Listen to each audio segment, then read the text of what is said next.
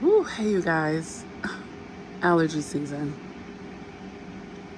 I'm crossing my fingers that my throat chakras will work with me. So let's quickly get this video out. Just coated my throat with some honey. I take a little bit of honey every day. Got my little handy dandy cup here just in case it gets too itchy in my throat.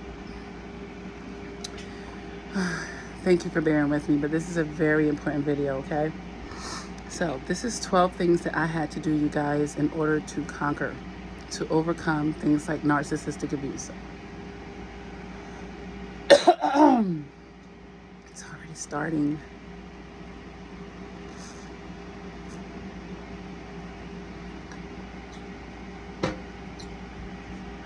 Am I going to be able to do this, you guys?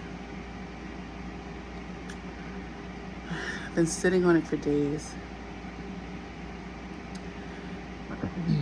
And I thought I was finally ready. All right, I'm going to try to bang this out. So let's just go ahead on through this. The 12 things that I had to do, you guys, to overcome narcissistic abuse. Number one, I had to take my lessons. And what do these lessons look like, you guys? Knowing your worth, not trying to convince anybody of your worth type of thing, or of even who you are.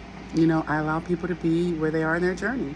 If their perspectives, if they want to try to tell me about me, I'm like, oh no, that's not who I am. Or no, those weren't my intentions. Or no, if the person wants to have that miscommunication, they're bent on putting you in that box. They're bent on making you the villain in their story. To each his own. But I'm going to disconnect. A lot of the things on my list, you guys, is going to be about respecting my energy and my time. So I'm not trying to convince, you know. Other lessons could be going where you're wanted and not tolerated. For instance, someone's tolerating you because they're using you. Or knowing that one chance only is good enough. You got one time to mess up. One time to show me you're not on my team. You're not trustworthy. One time to show me you have no integrity or character. One time. Not, oh, you're having a bad day. Oh, you had a bad childhood.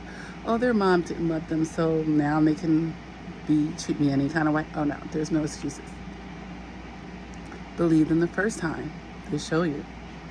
You know, first time they show you they're disloyal. They're not your friend. They don't really F with you. They're not consistent. That they're a runner, a poor communicator. You know, they're not relationship material. Whatever it is, believe them the first time. That they have anger problems, ego problems, extremely self-centered, extremely selfish, you know, believe them the first time. The lessons can also look like actions over words. You're telling me you're going to give me the world. You ain't gave me nothing. Not even your consistent attention. You know what I mean? Or reverse, words over actions. You're acting like you're love bombing me, but you're saying we're not in a relationship. You say you don't really want nothing serious, but you're love bombing me. You know, like, look, you gotta look at these consistencies, you guys. You know, and it actually gives you the upper hand because narcissists, they think they're smarter than you. They put you in a box, and then over time, especially, they think you're predictable to them. But when you take your lessons, you actually become unpredictable, whether they acknowledge it or not, and it puts you in a power position, especially if they're delusional and illusional. Okay? So we're going to take our lessons, number one. Number two, I stopped needing validations from others on my executive decisions of my life to cut off people to whatever the judgment I gave on that situation for what they did and how I decided to respond to that. Or I don't need anyone to validate my experiences, what I saw, what I felt, what I witnessed, what I know. I don't need validation of that. So no one's able to just come gaslight me or rewrite my story. None of that. I don't need your validation. I know what it was. You know? This goes for the flying monkeys, the third parties, and everybody in the rest of the world. Okay? The person who abused me, all of them. I don't need nobody's validation. Okay? That's number two. Number three, I stopped needing the last word. I become more action-oriented And I learned how to move actually in science. And science. Science is good though. You're very scientifical. You're very calculated at that point. But yeah, moving in silence, excuse me, and quiet if possible for many reasons. I want my privacy. I want to be unpredictable. Also, it's less energy. If I felt like I gave you enough energy, why I gotta be loud and exert all this more energy?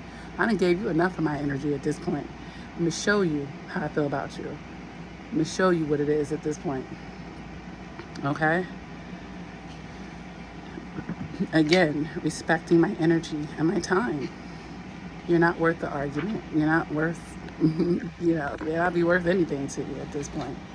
You were worth the lesson I got, and now that I got that, you're wasting time, okay? Number 4, you guys, not going back, of course. If we're talking about overcoming narcissistic abuse, you gotta get out the cycle of abuse. You gotta go no contact or just, not go back to them in that way. I don't need closure. I don't need your apology. I don't need to sleep with you one more time. Like, I don't need nothing from you, It's not in need of nothing.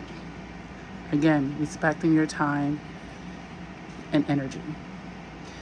Number 5, protecting my peace at all costs. Keyword is protect, and then knowing what peace looks like to you. All right, having the appropriate boundaries and utilizing them. Having them and actually using them. All right, no matter who it is. I don't care who it is, what title you have in my life. If you cross that certain boundary, you could get it to you and get dealt with. Period. No one gets a pass. Nobody gets a pass. Number 6, not needing to be seen as nice by anybody. Look, I don't need to be seen as nice by anybody, but I could be seen as a person that has boundaries. I can see you as a person as you probably don't want to play with them. I can see you as a person whose cutoff game is A1. I'm okay with that. I'm okay with being a villain in a narcissist story. You wouldn't want to be the opposite. Would you want to be the nice person in a narcissist story? You know what you have to give up to be considered nice to a narcissist? I'd much rather be the villain. The person who they couldn't control and manipulate. The person who set a boundary with them. The one that got away. The one that they could never really have the pure satisfaction of feeling like they disrupted and devoured and destroyed their life. Because they're on a demonic assignment. They failed with you. So I'll be the villain in that failure. Very happily. Number 7, you guys. I had to definitely stop being reactive. And, sometimes in our lives can be easier than others. Like, let's say you got pregnant by a narcissist and they try to exercise reactive abuse. You have all these pregnancy hormones and you got to be mindful. Don't let them, they know you're in a vulnerable state, for instance. You know what I mean?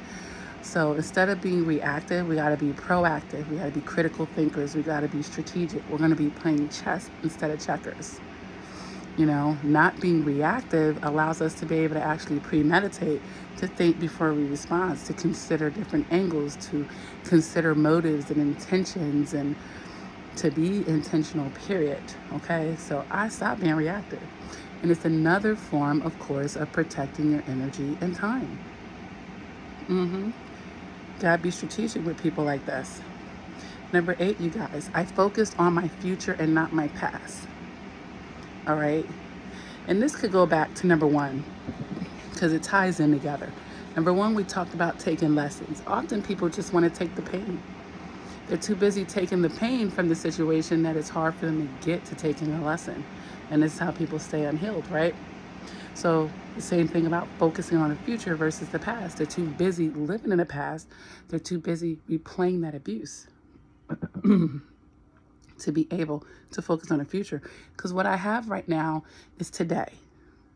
I have 1 second more, 1 second more, 1 second more. I can never go back to those prior seconds. Never.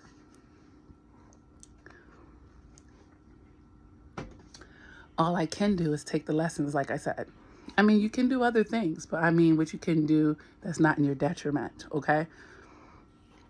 I need to think about my next move and not my past moves. Only in order to learn from them, fine. But dwelling, oh, I shoulda, coulda, woulda. Okay, I already did that. What can I do now? How can I make this better? Moving forward, what can I do? That's where you need to be. Because we can't change the past. We can learn from it, can't change it, okay? Number 9, you guys, I had to learn how to compartmentalize. But I already knew how to do this. And you may already actually know how to do this, especially if you were abused as a child. You had to compartmentalize, you know? But don't confuse pushing your feelings down with compartmentalizing. Because compartmentalizing means I'm going to come back around to it versus just pushing it down. Now, I give the analogy of the beach ball on the top of the pool, on the bottom of the pool all the time. We push it down, we let it go, that thing is going to shoot up. If you don't deal with your emotions and stuff, they'll allow you to push it down for a while, but pretty soon you'll start having anxiety attacks and panic attacks. You'll be wondering why. Because you have feelings and emotions that need to come up to the surface, and since you didn't do it in a healthy time or manner, your psyche chose to do it when it felt like it. And it will never be at the right time. Been there, done that. Have it in years, though. Mashallah. All right. Number 10, you guys. Learning how to take lemons into lemonade, or making the best out of something instead of going into doom and gloom. You are not your experiences. We're having experiences, but you're not that experience. You don't have to be defined by the abuse or the abuse that people tried to subject you to, or the abuse that people, put you through. Having that doom and gloom that leads to the depression and all of that. Instead of, how can I make the best out of the situation? Okay, I experienced that, but I got these lessons out of it, and it's refinement. Allah will allow us to go through things for our refinement, and that's where people say what doesn't kill you can make you stronger. It can. If you take the lessons, you're going to get very wise from that. Okay. Number 11, you guys, giving myself the love and the kindness, the grace, all of that, any way that I would want someone else to treat me, I already treat myself that way. I already buy myself flowers. I already take myself to 5-star restaurants. I'm already so kind to myself, like, baby, you need rest. Take it. Put your feet up, girl. Yes, I will say that to me. Put your feet up, girl. I love you. Yeah, I will look in the mirror and tell myself, I love you. I'm proud of you.